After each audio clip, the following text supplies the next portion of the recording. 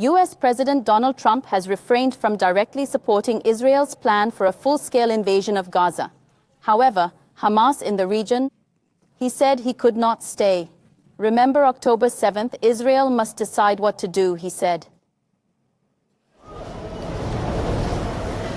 The Israeli army is preparing for a full-scale invasion of Gaza. The United States is providing tacit support.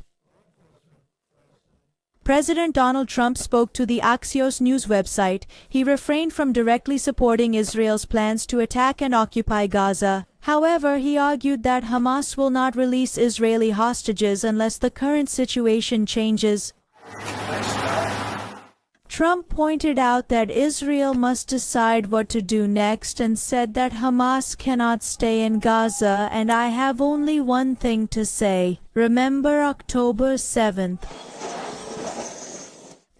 Trump spoke on the phone with Israeli Prime Minister Benjamin Netanyahu on Sunday. They discussed Israel's planned comprehensive operation in Gaza City.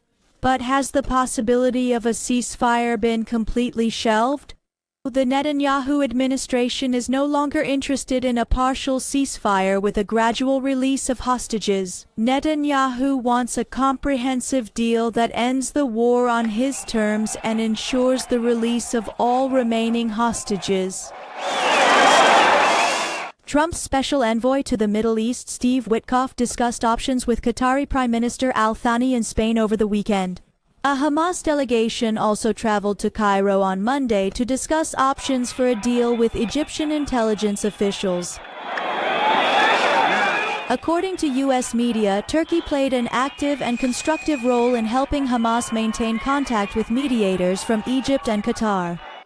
The mediators are now working on a new proposal based on Witkoff's proposal for a 60-day partial ceasefire agreement.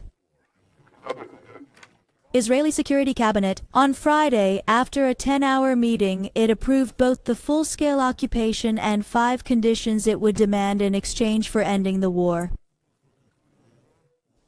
Among the demands are the disarmament of Hamas, the release of 20 hostages believed to be still alive and the return of their bodies, and the demilitarization of the Gaza Strip, with Israel maintaining security control in the area.